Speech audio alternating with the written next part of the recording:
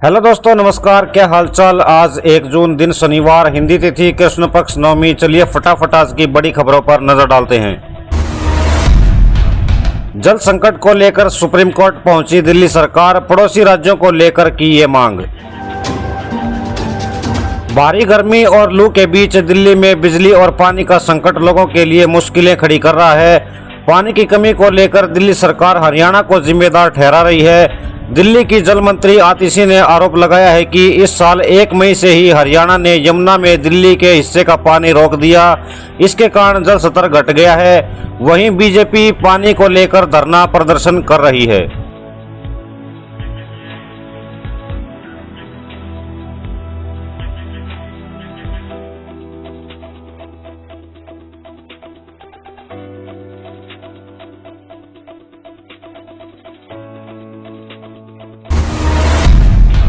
बंगाल में बीजेपी जीतेगी करीब 30 से ज्यादा सीटें, ममता के गढ़ में बोले जेपी नड्डा। लोकसभा चुनाव 2024 के आखिरी चरण का मतदान 1 जून को होना है। आखिरी चरण को लेकर नेता प्रचार का कोई मौका नहीं छोड़ रही हैं। वहीं इसे लेकर बीजेपी के राष्ट्रीय अध्यक्ष जेपी नड्डा ने बंगाल में रोड शो करते हुए दावा किया है कि पश्चिम बंगाल में बीजेपी 30 से ज्यादा सीटें जीतकर आएगी। देखिए वीडियो। जो मैं उत्साह देख रहा हूं और जो मैं उमंग और खुशी देख रहा हूं और भारतीय जनता पार्टी के प्रति जो लोगों का विश्वास देख रहा हूं, मुझे स्पष्ट दिख रहा है कि ममता जी लोकसभा के चुनाव में हार रही हैं और बड़ी संख्या में भारतीय जनता पार्टी जीत करके आ रही है। हमारी पीछे 18 सीटें थी, हम इससे कहीं ज्यादा यानी हम जस्ट डबल के आसपास हम जाएंगे। 30+ हम रहने वाले हैं। यहाँ की जनता ममता जी से नाराज है और उनको आशा है तो प्रधानमंत्री मोदी जी से है और इसलिए एक तरफा फैसला कमल के निशान पर बंगाल की जनता दे रही है। आप देखिए ये उत्साह देखिए, इतनी रात इतनी गर्मी में इतनी जनता उभरी हुई है। ये बता रहा है कि भारतीय जनता पार्टी के पक्ष में। पिछड़ेपन का सर्वे किए बिना मुसलमानों को आरक्षण नहीं, बोले अमित शाह। केंद्रीय गृह मंत्री अमित शाह ने आज तक से खास बातचीत की। इसमें कहा कि निश्चित रूप से हम 400 पार करेंगे और यूपी में भी हम बहुत बड़े मार्जिन से जीतेंगे।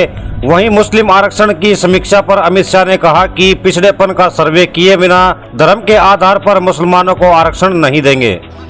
निश्चित रूप से हम 400 पार करेंगे और यूपी में भी हम बहुत बड़े मार्जिन से जीतेंगे। विपक्ष ने एक नैरेटिव बनाया है आरक्षण का, इसके अलावा रोजगार का, संविधान को खतरे में रखने का। ये कहाँ है? देखिए, मोदी जी 10 साल से यहाँ पर है, पूर्ण बहुमत है, संविधान को कोई खतरा नहीं हुआ। विपक्ष को अपने अस्तित्व का खतरा दिखता है, संविधान पर कोई खतरा नहीं। मुस्लिम आरक्षण को लेकर के बहुत बात की गई है, आप लोग उसके विरोध में हैं। क्या आपकी जहां जहां सरकारें हैं आप समीक्षा करेंगे? हम विरोध में नहीं है, संविधान विरोध में। पिछड़ापन का सर्वे करे बगैर धर्म के आधार पर राजनीति आरक्षण मुसलमानों को नहीं देगा। पीओके का बहुत सारा झंडा दिखाई दिया है, क्या आप पीओके लेंगे? ऐसा लग रहा है, बहुत इसकी चर्चा है। नहीं, स्वाभाविक रूप से पीओके भारत का है और भारतीय जनता पार्टी ने हमेशा कहा है कि पाक ऑक्यूपाई कश्मीर हमारा है, हम प्राप्त कर करें।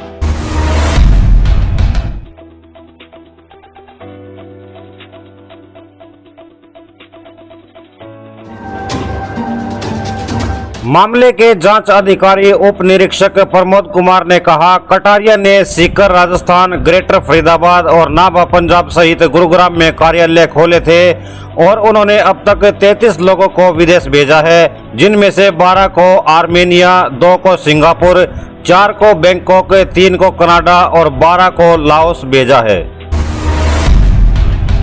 एमपी के स्कूल कॉलेज के सिलेबस में शामिल होगा अहिल्याबाई होलकर का इतिहास, सीएम का बड़ा ऐलान।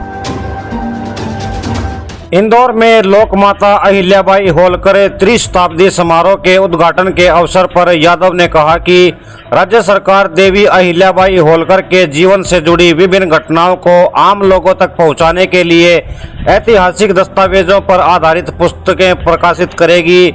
उन्होंने कहा कि इन पुस्तकों को स्कूल और कॉलेज के पाठ्यक्रम का हिस्सा बनाया जाएगा। कन्याकुमारी में ध्यान से पहले अमन मंदिर पहुंचे पीएम मोदी की पूजा अर्चना।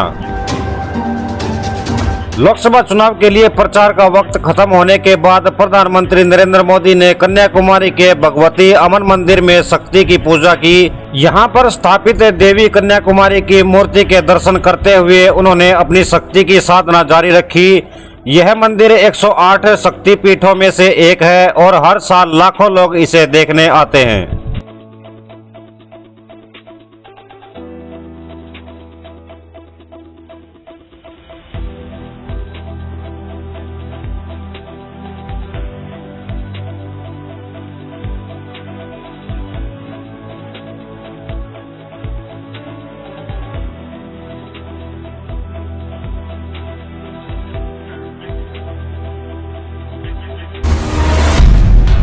पीएम मोदी के ध्यान पर जाने का विरोध, चुनाव आयोग से विपक्ष ने की ये अपील।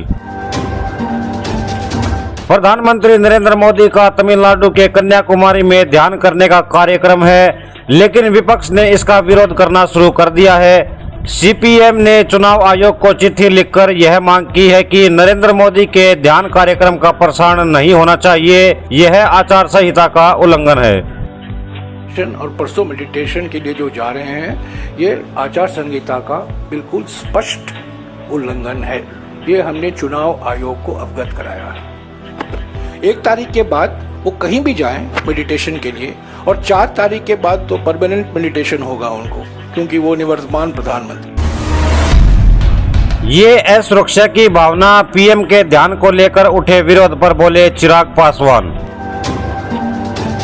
चिराग पासवान ने कहा कि प्रधानमंत्री की यात्राओं और उनकी जानकारी का मीडिया के माध्यम से जनता तक पहुंचना एक स्वाभाविक प्रक्रिया है। देश की जनता का अधिकार है कि वे जाने कि उनके प्रधानमंत्री कहां जा रहे हैं और क्या कर रहे हैं, लेकिन कुछ लोगों को यह बात चुभती है कि प्रधानमंत्री सनातन धर्म का पालन करते हैं। स्वाभाविक है, जहां जाते हैं वो जानकारी मीडिया के माध्यम से, electronic, social media, print media के माध्यम से जनता तक वो जाती है और जानी भी चाहिए। भैया, देश के प्रधानमंत्री हैं, उनकी जानकारी देश की जनता का अधिकार बनता है ये जानने का। तो ऐसे में वो कहाँ जा रहे हैं, नहीं जा रहे हैं, अगर ये मीडिया पे चल रहा है तो इसका प्रधानमंत्री जी से क्या लेना देना। ये इनसिक्योरिटीज है। इन लोगों को पता है कि भैया डर रहे हैं, हार रहे हैं, उस बात का डर है इनको पता है कि जब प्रधानमंत्री जाते हैं, पहली बार तो देश में एक ऐसे प्रधानमंत्री आए जिन्होंने सनातन पर ना से पूर्ण विश्वास जताया बल्कि खुलकर उसका पालन भी किया। ये तो वही लोग हैं ना जो सनातन को बीमारी बताने वाले लोगों में से हैं। ये वही लोग हैं जो सनातन को खत्म करना चाहते हैं। क्या बोलते हैं राहुल जी, शक्ति का विनाश होना चाहिए। वहीं जब मेरे प्रधानमंत्री उसकी आराधना करते हैं तो ये बात इनको चुभती है, इनको बर्दाश्त नहीं हो रहा कि एक देश का प्रधानमंत्री ऐसा कैसे कर सकता है। हरिद्वार और ऋषिकेश में ऑफलाइन रजिस्ट्रेशन शुरू, 1500 श्रद्धालुओं का किया जाएगा पंजीकरण। शनिवार यानी 1 जून से हरिद्वार और ऋषिकेश से 1500 श्रद्धालुओं के ऑफलाइन पंजीकरण किए जाएंगे। इसके बाद यात्रियों को आगे भेजा जाएगा। गौरतलब है कि 4 धामों में उमड़ी अप्रत्याशित भीड़ के मद्देनजर ऑफलाइन पंजीकरण पर रोक लगा दी गई थी, जबकि ऑनलाइन पंजीकरण जारी है। यशस्वी ने लगाई आईसीसी रैंकिंग में जोरदार छलांग, 2 वर्ल्ड कप के बीच आ गया इतना बड़ा अंतर। पिछले T20 वर्ल्ड कप के बाद से कुछ खिलाड़ियों की रैंकिंग में गजब का सुधार देखने को मिला है। इसमें भारतीय टीम के धुरंधर ओपनर यशस्वी जायसवाल का भी नाम शामिल है। जायसवाल पिछले T20 वर्ल्ड कप में भारतीय टीम का हिस्सा भी नहीं थे। दिल्ली एनसीआर में आज बारिश की संभावना, देखें जून के पहले हफ्ते में कैसा रहेगा मौसम। दिल्ली समेत पूरे उत्तर भारत में भीषण गर्मी पड़ रही है। मौसम विभाग के अनुसार आज दिल्ली का न्यूनतम तापमान 29 डिग्री सेल्सियस और अधिकतम तापमान 44 डिग्री सेल्सियस रह सकता है। वहीं देर शाम में धूल भरी आंधी के साथ बारिश की संभावना है। इस वीडियो में फिलहाल इतना ही। हम मिलते हैं फिर किसी नई वीडियो में नए टॉपिक के साथ। तब तक के लिए जय हिंद, जय भारत।